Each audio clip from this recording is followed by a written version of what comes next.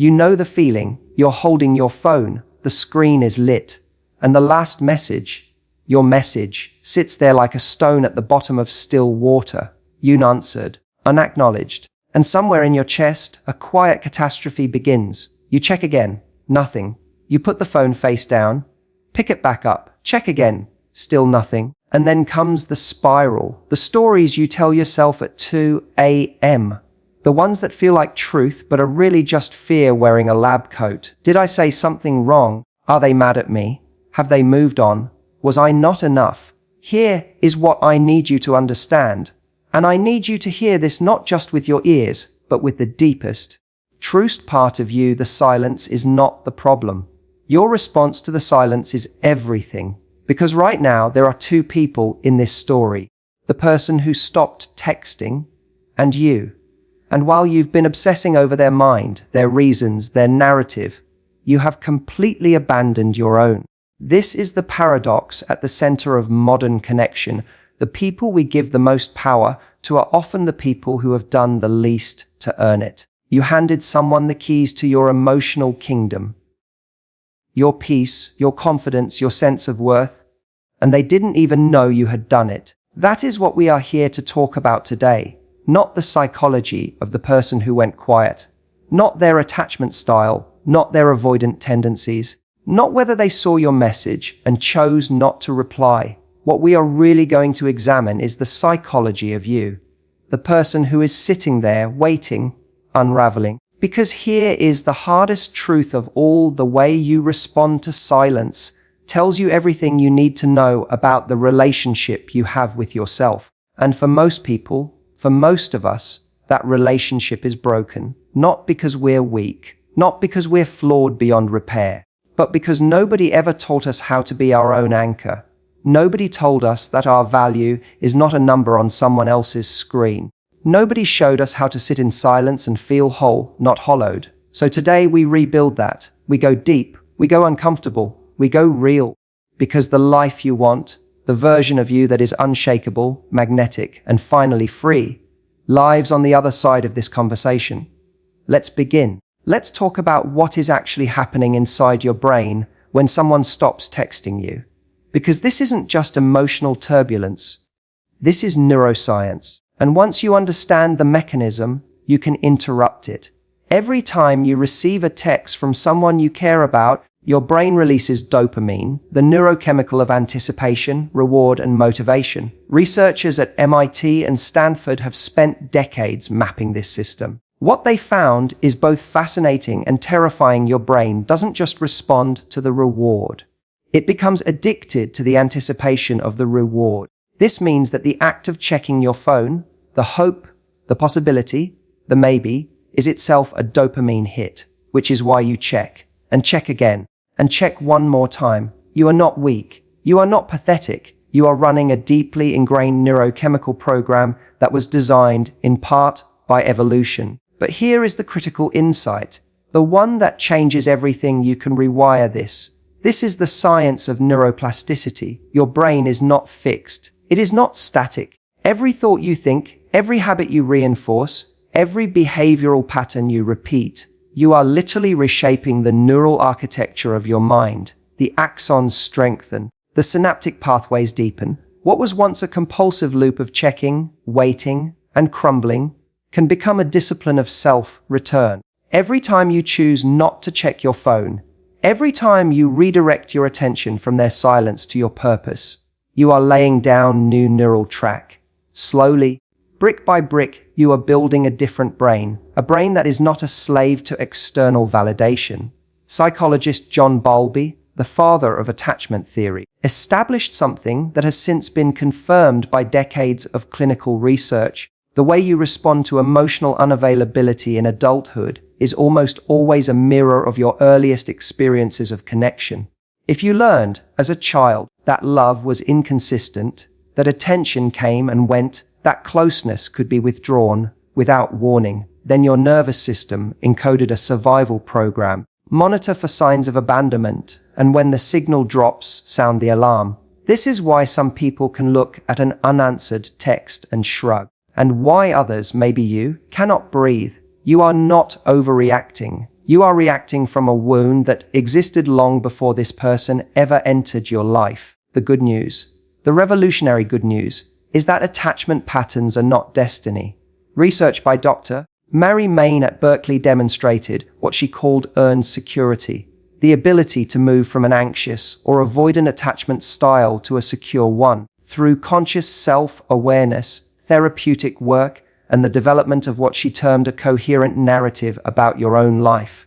In plain language, you can heal this, not by finding the right person to finally text you back, but by becoming someone who does not need them to. Author James Clear, drawing on behavioral psychology and decades of habit research, articulated something in Atomic Habits that cuts to the core of what we're discussing today. He wrote that every action you take is a vote for the kind of person you want to become. Think about that.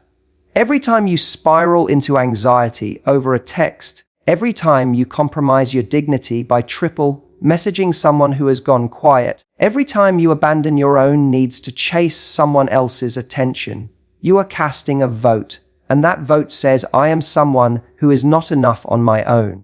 But here is the flip side, and this is where the power lies. Every time you choose differently, every time you return to your own life with intention and grace, every time you honor your own time and energy, you cast a different vote. You become, neuron by neuron, decision by decision, a person who is secure, not because someone finally validated you, but because you validated yourself repeatedly until it became who you are. Marcus Aurelius, Emperor of Rome and arguably the most powerful man who ever lived, wrote this in his private journal, a journal he never intended for anyone to read. You have power over your mind, not outside events. Realize this, and you will find strength. He was not writing from a place of privilege and ease. He was writing from the front lines of war, from the weight of an empire, from the loss of children, from the constant confrontation with human mortality. And still, his central thesis was this: the only domain in which you are truly sovereign is the domain of your own response. Now I want you to apply that to the phone in your hand. You cannot control whether they text you. You cannot control their feelings, their fears, their distractions, their avoidance, their emotional capacity, or the story they are telling themselves. All of that is outside the walls of your kingdom. All of that is, in the language of the Stoics, not yours. What is yours? What has always been yours is how you respond. And here is the unbearable cost of not understanding this. Every day you spend waiting is a day you are not building. I want you to let that land. While you are refreshing a screen, someone else is becoming the person they always dreamed of being. While you are running mental simulations of what they might be thinking, your own dreams are collecting dust in a corner of your consciousness, slowly suffocating under the weight of a relationship dynamic that was never really about you in the first place. Viktor Frankl, psychiatrist, Holocaust survivor, author of Man's Search for Meaning, survived the unsurvivable. He watched everything he had ever known be stripped away. And what he discovered in the ruins of Auschwitz was something that has resonated through every subsequent decade of human understanding between stimulus and response. In that space is our power to choose. The stimulus is the silence, the response, that is you. The deepest cost of inaction is not just the time you lose. It is the version of yourself you never become. Psychologist Abraham Maslow described what he called the Jonah complex, the fear not of failure, but of greatness. The terror not of falling short, but of rising to who you were always meant to be. Because that rising requires you to stop making yourself small enough to fit inside someone else's indifference. The regret of the unlived life is the heaviest weight a human being can carry.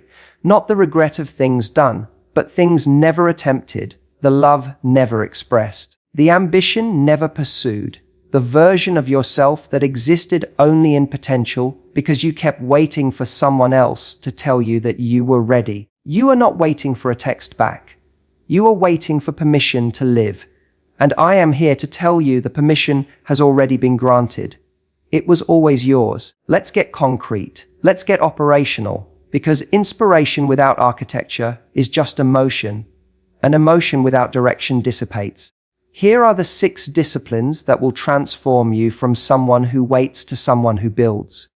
Before you touch your phone tomorrow morning, before you check messages, before you look at notifications, before you give the outside world any access to your inner world, you spend the first 20 minutes of your day anchoring yourself in your own identity.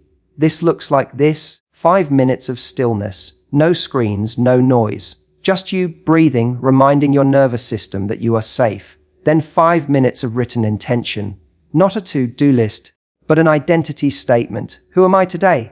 What do I stand for? What will I refuse to compromise? Then 10 minutes of physical movement, enough to raise your heart rate and signal to your body that today is a day of action, not waiting. The person who controls their morning controls their emotional baseline, and the person who controls their emotional baseline does not shatter when a phone goes quiet. Most people have dreams, fewer have goals, almost none have systems. The 3 layers are your North Star, the long-range vision, who you are becoming in 3 to 5 years. Your quarterly rocks, the 3 to 4 major outcomes that matter most in the next 90 days. And your daily non-negotiables, the 2 or 3 actions you commit to every single day, regardless of how you feel, regardless of who texted you, regardless of the weather inside your chest. When you have this architecture in place, a silent phone becomes a minor event, not a seismic catastrophe. Because you have somewhere to go. You have something worth waking up for that has nothing to do with anyone else's response. Hi, performance psychologist Carol Dweck spent 30 years studying the difference between people who crumble under difficulty and people who grow through it. Her conclusion, the growth mindset, is not a bumper sticker. It is a neurological reality. The fixed mindset person sees rejection, including the silent rejection of an unanswered text, as evidence of their inadequacy. The growth mindset person sees the exact same event as data, as information, as a signal to adjust, recalibrate, and redirect. Begin practicing this reframe immediately. Every time you feel the sting of silence, ask yourself, what is this moment teaching me? What muscle is this building? Not as a way to suppress the pain, but as a way to give it purpose. Pain with purpose is called growth. Pain without purpose is just suffering. Col Newport, in his landmark work, Deep Work, demonstrated that the ability to focus deeply, free from distraction, free from the pull of social monitoring, is rapidly becoming the most valuable cognitive skill of the 21st century, and it is a skill being destroyed, one notification at a time, by exactly the kind of compulsive phone checking behavior we have been discussing. Begin scheduling focus blocks, 90-minute stretches where your phone is not just silenced but physically removed from your environment. During these blocks, you do the work that matters most to you. You build the thing. You write the chapter. You develop the skill. You put yourself, brick by brick, into the version of the future that doesn't need anyone's text to feel complete. When the anxiety spikes, when the urge to check, to chase, to send another message rises like a tide inside you, you will use this protocol. S. Stop whatever you are doing. Do not act yet. T. Take a single deep breath. Physiologically, a 4-second inhale followed by a 6-second exhale activates the parasympathetic nervous system and interrupts the cortisol spike. O.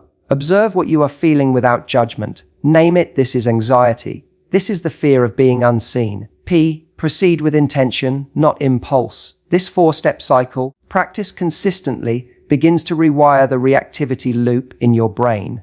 You are no longer at the mercy of your nervous system. You become its manager. Your self-concept is the operating system of your life. It determines what you pursue, what you accept, and what you walk away from. Most people have a self-concept built by default, assembled from the feedback of parents, peers, past relationships, and old wounds. It is inherited, not chosen. Today, you choose it. Begin a daily practice, even 5 minutes, of self-concept architecture. Write 3 statements that describe who you are choosing to become, not who you were, not who someone else told you that you are, who you are becoming. Read them out loud.